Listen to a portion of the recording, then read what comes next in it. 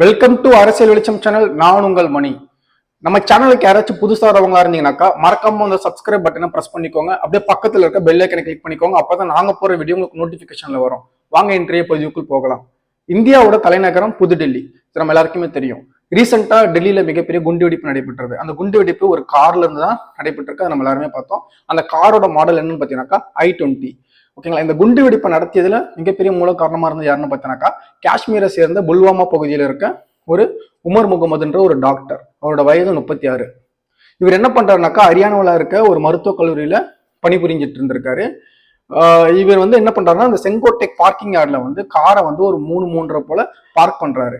Park பண்ணவர் அந்த காரை விட்டு இறங்கவே இல்லை. அந்த நாய் என்ன பண்ணுதுனாக்கா ஒரு 6-6:15 அப்புறம் அந்த காரை எடுத்துக்கிட்டு செங்கோட்டை மெட்ரோ ஸ்டேஷனை பார்த்த மாதிரி ஸ்லோவா வந்துட்டு இருந்திருக்கு. கரெக்டா ஒரு 6:57 போல இந்த குண்டுவெடிப்பு நடைபெற்றிருக்கு. இந்த குண்டுவெடிப்புல 10க்கும் மேற்பட்டோர் உயிரிழந்திருக்காங்க. இந்த குண்டுவெடிப்புக்கான காரணம், இதன் உள்நோக்கம், இது தீவிரவாத அட்டாக்கா அப்படின்ற முழு கோணத்துல நம்மளோட இந்திய அரசாங்கம் விசாரிச்சுட்டு இருக்காங்க. அது மட்டும் இல்லாம இந்த குண்டுவெடிப்புல சம்பந்தப்பட்டதா சொல்லி இன்னொரு 4 பேர் அரெஸ்ட் பண்ணியிருக்காங்க. அவங்க 4 பேருமே டாக்டர்ஸ். அவங்க 4 பேர்கிட்டயுமே ஒரு 300 கிலோ வெடிப்பொருள் இருந்ததா கூறப்படுது. இவங்களோட நோக்கம் என்னன்னு நமக்கு ஒன்றும் தெரியல. ஆனா இந்த தாக்குதலுக்கான தக்க பதிலடி கண்டிப்பாக இந்திய அரசாங்கம் கொடுக்கும் அப்படின்னு நம்ம காத்திருந்து பார்ப்போம் அதுக்கான பதிலடியை. வளப்பன செய்தி இல்லையா, இல்ல பொம்பளைங்களுக்கு பாதுகாப்பு இல்லையா, ஒண்ணுமே புரிய. இப்ப நம்ம இந்த வீடியோ பார்த்தோம் பாத்தீங்களா. இந்த வீடியோல இருக்கிறது ஒரு தூய்மை பணியாளர். இவங்க சென்னையில இரவு நேரத்துல தூய்மை பணியில ஈடுபட்டு இருந்திருக்காங்க. இவங்களோட வயது 50. இவங்க என்ன பண்ணிட்டு இருக்காங்க, தூய்மை பணியில அந்த குப்பைகள் மண்ணெல்லாம் ஓரம் கிளீன் பண்ணிட்டு இருக்கும்போது ஒரு நபர் பைக்ல அந்த இடத்துல நிக்கிறாங்க.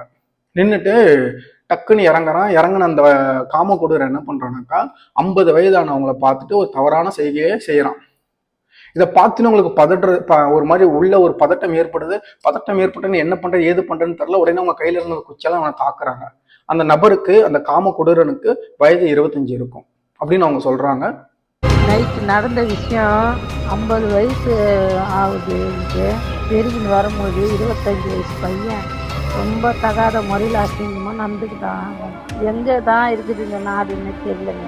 வயசானவங்க கூட வித்தியாசம் தெரியாத அசிங்கமா பண்ணுதுங்க. வளப்பன செய்தி இல்லையா, இல்ல பொம்பளைங்களுக்கு பாதுகாப்பு இல்லையா, ஒண்ணுமே புரிய மாட்டேன். அவங்க இந்த வீடியோலயே ஒரு ஸ்டேட்மெண்ட் சொல்லியிருப்பாங்க. அதாவது 2 விஷயம் சொல்லியிருப்பாங்க. ஒன்னு, அவன் வளர்ப்பு சரியில்லைன்னு இருப்பாங்க. கண்டிப்பா அவனை பெற்ற தாய் தகப்பன் இந்த விஷயத்துக்காக தலைகுனிய வேணும்.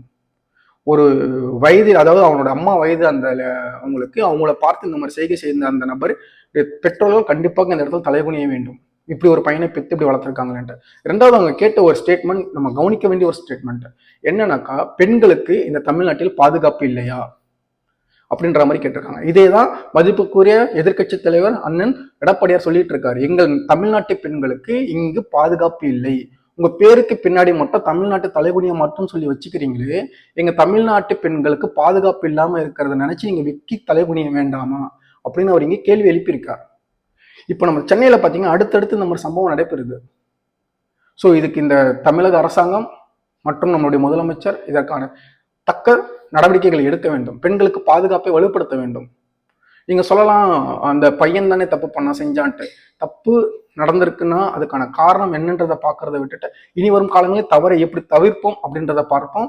ஆனால் எடப்பாடியாரின் ஆணைக்கிணங்க நீங்க இனி வரும் காலங்களில் இந்த மாதிரி தவறுகளை தடுக்க இந்த தமிழக அரசு மேலும் முயற்சிகள் எடுக்க வேண்டும். இந்த மாதிரி அப்டேட்ஸ் உங்களுக்கு வேணும்னு நினைச்சுனாக்கா மறக்காம நம்ம சேனலை ஃபாலோ பண்ணிக்கோங்க. அப்படியே நம்மளை சப்ஸ்கிரைப் பண்ணிக்கோங்க.